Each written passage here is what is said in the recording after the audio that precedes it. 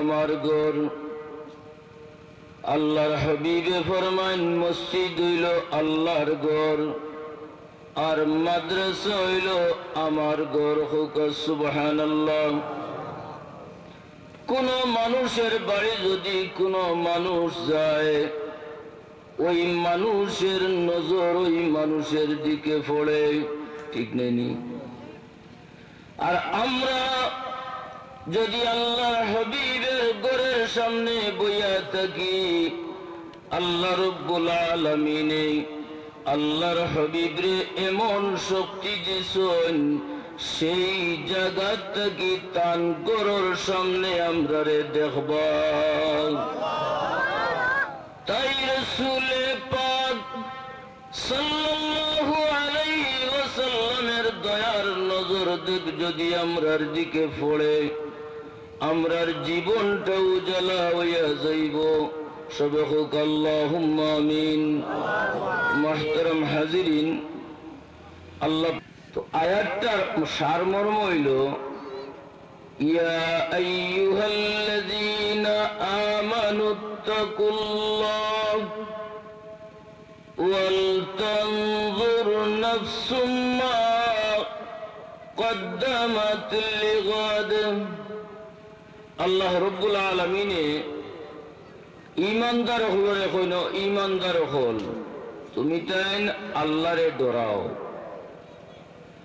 আর আগামী খালকের লাগি তুমি তাই কি ফাটাইয়া রাখছো সেইটা চিন্তা করো। ও শেষ আয়াত।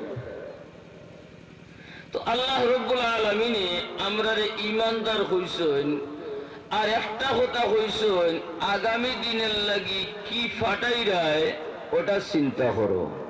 আগামী দিন কোন দিন কন্যা কিছু মাতন্য কেন বিরসিত পাননি? জি হয়, আগামী দিন তাফসীর লেখছেন আগামী দিন কিয়ামতের দিন। ও দুনিয়ার ইমানদার হল, আগামী দিনের লাগি অর্থাৎ কিয়ামতের দিনের লাগি তুমি তান কি ফাটাইয়া রাখছো চিন্তা করো। খাইল কিয়ামত আইবনি মাতন্য দিই। আল্লাহ নখন আগামী দিন খাইকের লাগি কি ফাটাই রাখছো তুমি তাই চিন্তা করো। তো আগামী দিন হইল তাফসীরুল হাসান কিয়ামতের দিন। কিয়ামত খাইল আইবনি, কত আলামত আছে। শুক্রবার হইব, আসরের ভোর হইব, সকল কিছু বহুত আলামত আছে। এই সমস্ত আলামত থাকলে ওইটা হয় কিয়ামতের দিন।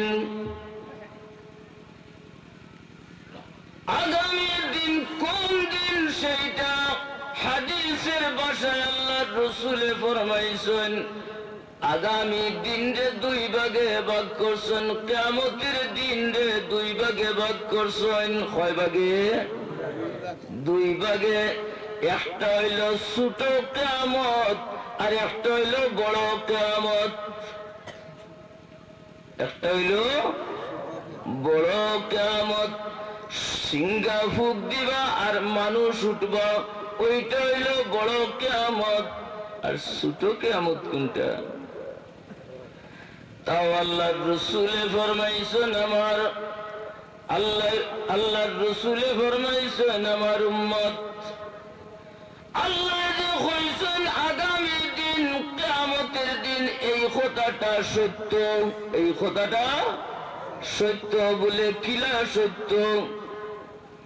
আল্লাহর রাসূল ফরমাইছেন, মান মাতা ফাকাদ কামাত কিয়ামাতু।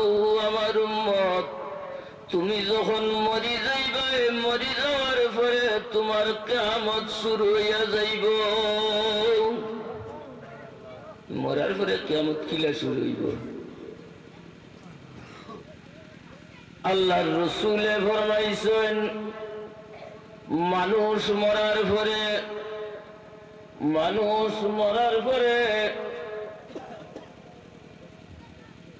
কবরটা তার লাগে কিয়ামত হইয়া যাইব। মানুষ যখন মারা যাইব, মারা যাওয়ার পরে তারে তিনটা প্রশ্ন হইব। কয়টা? তিনটা। মার রব্বুকা, তোমার রব কে? ওয়া মা দীনুকা, তোমার ধর্ম কিটা? ওয়া মা হাযার রাজুলুল্লাযী বুইসা ফীকুম।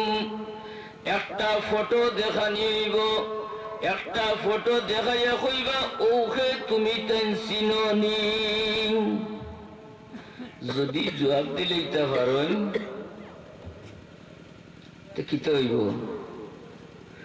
যদি তিনটার জবাব দেন, আল্লাহর রাসূলে ফরমায়েন আল কবরু রাউদাতুম মির রিয়াদিল জান্নাহ আও হুফরাতুম মিন হুফারিন নিরান। আমার উম্মত যখন তুমি তেন মরি যাইবে, মরি যাওয়ার পরে তোমার কবরটা হয় বেহেশতের বাগান হইব, নতুবা দুজখের কুণ্ড হইব। ঠিক আছে না কথাটা? আল্লাহর রাসূলে ফরমাইছেন বেহেশতের কুণ্ড কোন সময় হইব? আল্লাহর রাসূলে ফরমাইছেন এই যে তিনটা কথা, এই তিনটা কথার জবাব দিলে তোমার অবস্থা কি হইব? আল্লাহর রাসূলে ফরমাইছেন আলবিসুহু মিনাল জান্নাহ ওয়া আফরিশুহু মিনাল জান্নাহ ওয়াফতাহু লাহু বাবান ইলাল জান্নাহ। আল্লাহর রাসূল ফরমান, আল্লাহ ফরমাইছেন আমার বান্দায় জবাব দিতে পারছে তিনটা প্রশ্নের, তারে বেহেশতি লেবাস পরাই দেও, তার কবরে বেহেশতি বিছানা বিছাই দেও, আর তার কবর থাকি বেহেশতের মধ্যে একটা সূরা পয়দা করি দেও। কিতা বুঝা গেল? এগুলো কিয়র বাগান হইছে? বেহেশতের বাগান। আর যদি তিনটার উত্তর না দিতে পারি, তাহলে আল্লাহর রাসূলে ফরমাইছেন আলবিসুহু মিনান নার ওয়া আফরিশুহু মিনান নার ওয়াফতাহু লাহু বাবান ইলান নার।